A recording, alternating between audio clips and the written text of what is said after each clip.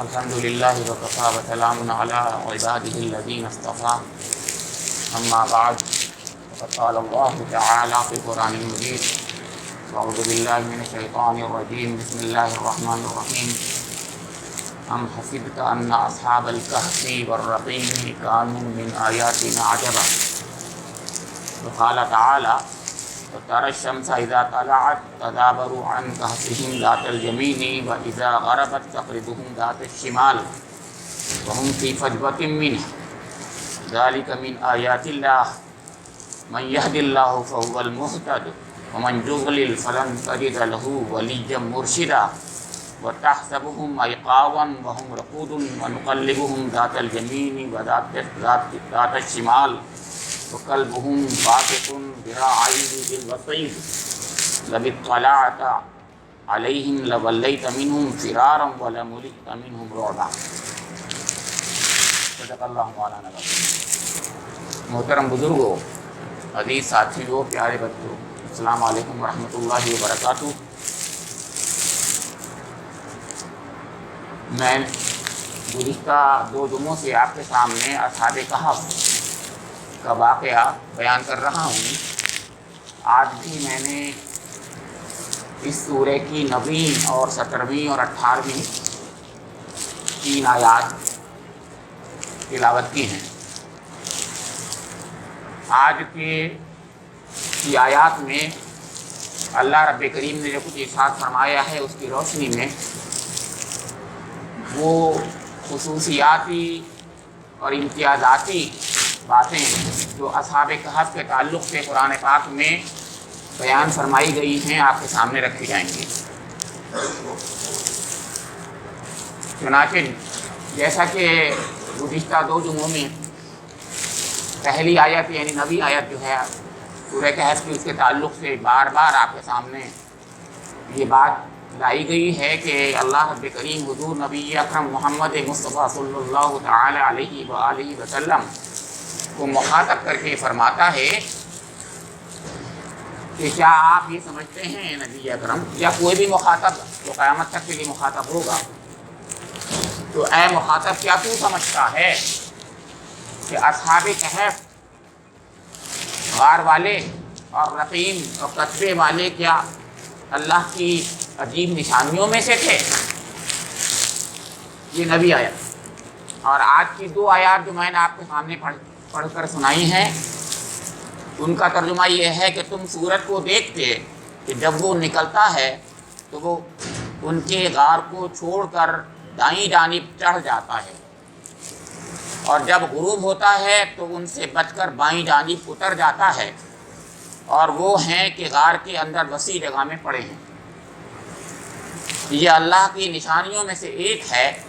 جس کو اللہ ہدایت دے وہی ہدایت پانے والا ہے، اور جسے اللہ بھٹکا دے اس کے لیے تم کوئی ولی مرشد نہیں پا سکتے۔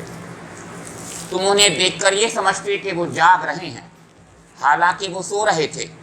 ہم انہیں دائیں بائیں کروٹ دلواتے رہتے تھے، اور ان کا کتا غار کے دہانے پر ہاتھ پھیلائے بیٹھا تھا۔ تم اگر کہیں جھانک کر انہیں دیکھتے تو الٹے پاؤں بھاگ کھڑے ہوتے، اور تم پر ان کے نظارے سے دہشت بیٹھ جاتی۔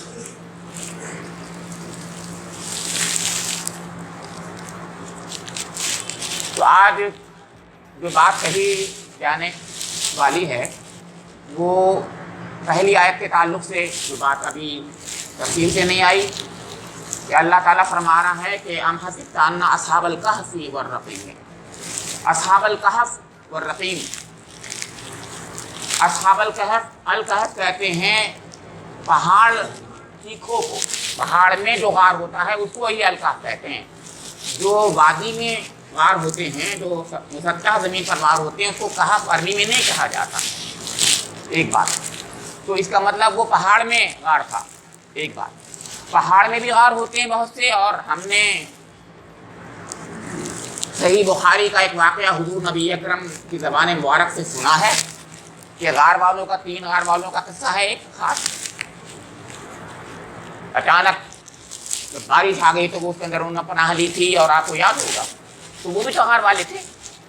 اسی بنا پر اس کسی انسان کی توجہ ان غار والوں کی طرف یا اور کسی غار والوں کی طرف بھی جا سکتی تھی، اس لیے اللہ تعالیٰ نے دوہرا اس میں آئیڈینٹیفیکیشن بتایا ہے، اصحاب الکہف والرقیم۔ دیکھیے غور کیجیے قرآن پاک کی جو امتیازات ہیں اعجاز ہے اس پر غور کیجیے۔ تو الکہف ہی نہیں کہا اللہ تعالیٰ نے بلکہ والرقیم بھی کہا ہے۔ تو والرقیم کا مطلب یہ ہے کہ وہ غار والے تو تھے ہی، یعنی پہاڑ میں جو غار تھا اس کی طرف ان کا جو ہے نسبت تو جائے گی ہی، لیکن والرقیم ان کی نسبت رقیم کی طرف بھی جائے گی۔ اور رقیم کے 4 معنی ہیں، ایک دو نہیں۔ ایک رقیم کے تو معنی یہ ہے کہ کتبے والے۔ مولانا ابوالکلام آزاد رحمۃ اللہ علیہ جب تحقیق کرتے ہیں تو دوسری بات کہتے ہیں کہ رقیم اس وادی، اس جگہ، اس شہر، اس بستی کا نام تھا، پیٹرا بھی کہتے ہیں تو بہرحال۔ لیکن آج کچھ لوگوں نے کہا کہ رقیب نام سے ایک وہاں پر بستی ہے، تو ظاہر لگتا ہے کہ وہ رقیم ہی کا بگڑی ہوئی شکل ہوگی، تو گویا اس سے اس جگہ کی آئیڈینٹیفیکیشن بھی ہوتی ہے کہ اس جگہ والے۔ لیکن رقیم کے 2 معنی اور ہیں۔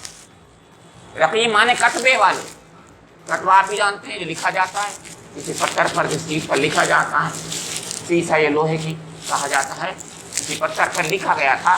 کیا لکھا گیا تھا؟ ان کا نام لکھا گیا تھا۔ ان کا نام کیوں لکھا گیا تھا اس کی بھی 2 وجہ ہیں بتائی جاتی ہیں۔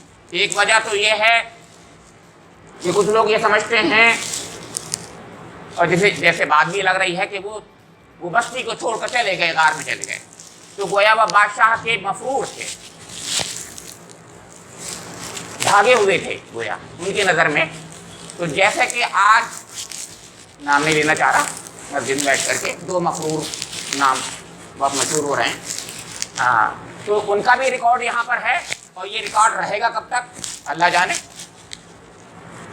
تو ایسے ہی ان کا ریکارڈ کر دیا گیا تھا۔ یہ 7 لوگ وہ ہیں جو بھاگ گئے، چھوڑ کے بھاگ گئے ہیں، ان کو پکڑو۔ وہ ڈاکومنٹ تھا، وہ ڈاکومنٹ جو ہے وہاں پر رکھ دیا گیا تھا، یعنی خاص جگہ پر جو محافظ خانہ ہوتا ہے اس میں۔ تو یہ کتبہ ایک یہ بھی تھا۔ ایک کتبے کے ایک اور معنی بتاتے ہیں، وہ زیادہ صحیح لگتے ہیں اور زیادہ لوگوں نے اس کا خیال کا اظہار کیا ہے۔ وہ یہ کہ جب وہ بعد میں اٹھے ہیں اور جب ان کے حال سے دنیا واقف ہوئی ہے تو وہاں ایک کتبہ لگایا گیا۔ یہ زیادہ بات اچھی لگ رہی ہے ہمیں، لیکن بہرحال بات وہ بھی صحیح ہو سکتی ہے، بات یہ بھی صحیح ہو سکتی ہے، بات تیسری بھی صحیح ہو سکتی ہے کہ وہ اس جگہ کا نام واقعے کا نام۔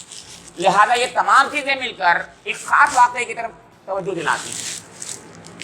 اس میں کوئی ابہام نہیں رہتا، اس واقعے میں کوئی ابہام نہیں رہتا۔ قرآن پاک جس طریقے سے بات پیش کرنا چاہتا ہے گویا اس میں کوئی اب شک ابہام کی ضرورت نہیں ہے۔ اب اس کے بعد یہ الکہف کی بات قرآن کی آگے کی جو 2 آیات، یعنی 17-18 آیات جن کو میں نے آج پڑھا ہے، ان کی طرف بھی جائیے ذرا کہ وہ الکہف کیا تھا۔ الکہف کی تفصیل قرآن پاک جس طریقے سے دے رہا ہے وہ بھی عجیب ہے، یعنی اس غار کی، اور غار کے قریب الرقیم کی بات میں نے کہا، اس علاقے کی جگہ کا بھی نام ہے وہ۔ تو اس جگہ پر خاص طور سے جو ایک سین بن رہا ہے، وہ سین ایسا ہیبت ناک ہے، قرآن کہتا ہے کہ تم بھاگ جاتے اس کو دیکھ کر۔ اس سین میں غور کیجئے، وہ سین کیا ہے؟ اللہ تعالیٰ کی حفاظت کرتا ہے تو کیسے حفاظت کرتا ہے، گویا یہ بتا رہا ہے اللہ تعالیٰ کہ ہم نے ان کی حفاظت کے سامان کیسے کیسے کیے۔ پہلی بات یہ بتائی کہ اللہ تعالیٰ نے سورت کو یہ حکم دیا، گویا میں یہ کہہ رہا ہوں، اور ظاہر ہے ہاں آپ کہیں گے یہ بات ایسی کہہ رہے ہیں کوئی فہمی کی بنا پر، عقیدے کی بنا پر، لیکن میں قرآن کو کہہ رہا ہے نا، اذا الشمس طلعت، تم دیکھتے سورج کو کہ وہ سب جب طلوع ہوتا ہے تو کترا کے نکل جاتا ہے دائیں جانب کو، غروب ہوتا ہے تو بائیں جانب کو کترا جاتا ہے۔ گویا اللہ تعالیٰ سورج کو حکم دے رہا ہے کہ سورج تو ان پر تمازت کی گرمی کی وجہ سے ان کو پریشان نہ ہونے دے، ان کو پریشان نہ کر، تو ادھر سے نکل جائے گا۔ یہ تو ایک بات ہوئی، لیکن دوسری بات سنیے گا۔ دوسری بات یہ ہے کہ اللہ رب کریم نے الکہف کو لاکھوں سال پہلے بنایا تھا کہ ایک وقت ایسا آئے گا جب میرے بندے اس میں پناہ لیں گے۔ سوچیے آپ میری بات کو اس طریقے سے لیا کیجیے کہ اللہ رب کریم نے اس جیوگرافیکل ایریا کو اس پہاڑ میں اس غار کو ایسے بنایا تھا، خاص طور سے اس کی مشیت کا پلان تھا، اس مشیت کے پلان کے تحت اس نے اس غار کو بنایا تھا۔ ایک زمانہ ایسا آئے گا کہ میرے بندے اس غار میں پناہ لیں گے، تو پھر ایسا غار ہو کہ سورج کی سماجت ان میں نہ پہنچے، وسیع غار ہو۔ ہمارے کچھ محققین نے یہ کہا، اگر یہ ایشیائی کوچہ کا وہی علاقہ ہے، سوس کا علاقہ ہے جس کو میں نے بتایا تھا آپ کو، اگر بہت ہی آپ کے وہ سینٹرل ایشیا وہ سوپر کا علاقہ ہے، اگر تو وہ کہتے ہیں کہ دہانہ غار کا جو ہوگا وہ شمال کی جانب ہوگا، شمال کی جانب ہوگا۔ سورج اس طریقے سے آتا ہے کہ کترا کے چلا جائے گا دائیں جانب کو، اوپر جب اٹھے گا تو، اور جب شام کو جائے گا تو بائیں جانب کو کترا کے چلا جائے گا۔ غار کا دہانہ ایسا ہوگا۔ تو غور کیجیے اللہ کے پلان کیا ہے، میں تو اس طرف توجہ دلانا جا رہا ہوں آپ کو، اللہ کے پلان کیا ہوتے ہیں اور کب سے ہوتے ہیں۔ زمین کو بنا رہے اللہ رب کریم، زمین میں بنا کر کے پہاڑ کو بنا رہا ہے، پہاڑ میں غار کو بنا رہا ہے، تو اس کی طرف وہ اپنے پلان کو ایگزیکیوٹ کرنے کے لیے گویا اتنے سال بعد اس زمانے میں یہ کروں گا میں، تو لہٰذا غار تو ایسا بن، اب اے سورج تو ایسے چل۔ ہم تو اس کو ایسے سمجھیں گے کہ ایسی دنیا کی باتیں ہیں، کائنات کی باتیں، لیکن اللہ کے پلان کو سمجھنے کی کوشش کیجیے۔ اللہ تعالیٰ حفاظت کرنے کے لیے ایسا کر رہا تھا کہ قرآن میں پھر فرمایا کہ وہ وسیع جگہ میں ایک میں بیٹھے ہوئے تھے، غار وسیع تھا۔ پھر اس کے بعد اللہ تعالیٰ اتنا ہی نہیں کر رہا ہے کہ غار کے بارے میں بتاتا ہے، اس کے بعد بتا رہا ہے اب ان کے بارے میں جو اصحاب الکہف تھے، غار والے تھے، ان کے بارے میں کہتا کہ ہم انہیں دائیں اور بائیں کروٹ دلواتے تھے۔ تم سمجھ رہے ہو کہ وہ جاگ رہے تھے مگر وہ سو رہے تھے، تم سمجھتے کہ وہ جاگ رہے تھے جبکہ یعنی اس پر ہمارے مفسرین نے کچھ نہ کہا کہ ان کی آنکھیں کھلی ہوئی تھی۔ اللہ بہتر جانے کی خلیفہ تو دیکھا ہی نہیں تھا کسی نے، ہے کہ نہیں؟ لیکن بہرحال تم یہ سمجھتے کہ وہ جگ رہے ہیں، کیوں؟ اس وجہ سے بھی کروٹیں لے رہے ہیں، دائیں اور بائیں کروٹ ہم دلواتے رہتے ہیں۔ اللہ تعالیٰ اس کی ایک وجہ اور بہت سے مفسرین بتاتے ہیں، ایک ہی حالت میں اگر رہے تو چوٹیاں لگ جاتی ہیں۔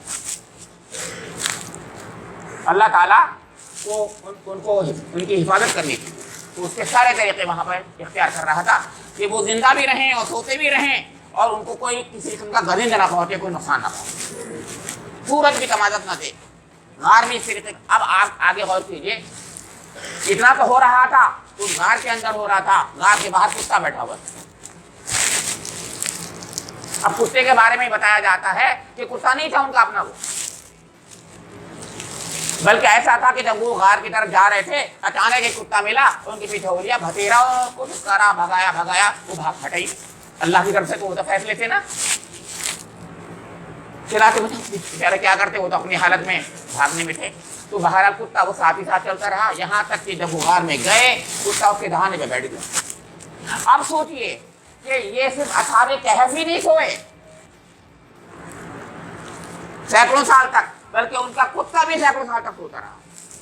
اس پہ غور نہیں کیا آپ نے، کیوں قرآن کلبہم باسط ذراعیہ بالوصیع کہہ رہا ہے، ہاتھ آگے پھیلا کر کے کتا سو گیا۔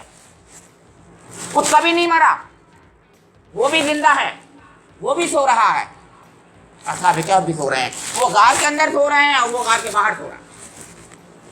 اب وہ سین بن رہا ہے، خاص ایک ماحول بن رہا ہے، دہشت کا ماحول بن رہا ہے۔ مقصد یہ ہے کہ ان کی حفاظت کی جائے، کیونکہ کوئی درندہ اور گزندہ اگر حملہ کرے گا، بڑا درندہ ہوگا تو کتے سے پہلے حملہ کرے گا، اور اگر کوئی اور جانور چھوٹا جانور ہو، لونگی وغیرہ ہوگی، کتے کے قریب نہیں آئے گی، وہ غار میں نہیں جائے گی۔ گویا یہ بھی انتظام اللہ تعالیٰ حفاظت کر رہا ہے۔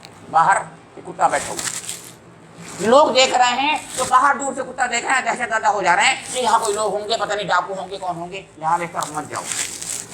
عجیب سما ہے، قرآن کہتا ہے کہ تم اگر ہوتے تو بھاگ جاتے۔ دہشت حقیقت ہے کہ نہیں، ایسی ہوتا کہ نہیں ہوتا؟ اس ماحول کو سوچیے، اللہ رب کریم کے انتظام کو سوچیے، اس جیوگرافیکل کنڈیشن کو سوچیے، اور پھر سوچیے اللہ تعالیٰ کی حکمتیں کیا ہوتی ہیں، اللہ کی مشیت کیا ہوتی ہے۔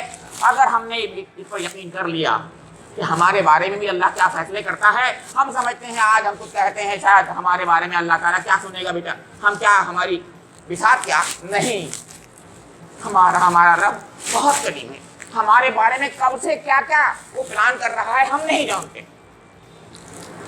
بس تھوڑا سا کلمہ لا الہ الا اللہ کی ضرورت ہے، توحید کی ضرورت ہے، اس پر ایمان کی ضرورت ہے. ہماری نصرتیں ہوں گی، یقیناً نصرتیں ہوں گی، یقیناً اللہ تعالیٰ ہماری مدد کرے گا، غیر سے مدد کرے گا. ہر زمانے میں ہوا ہے، ہر زمانے میں ہوتا رہا ہے، آج بھی ہوگا.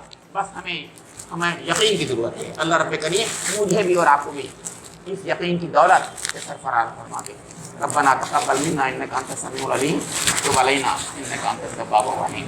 وآخر دعوانا الحمد لله رب العالمين.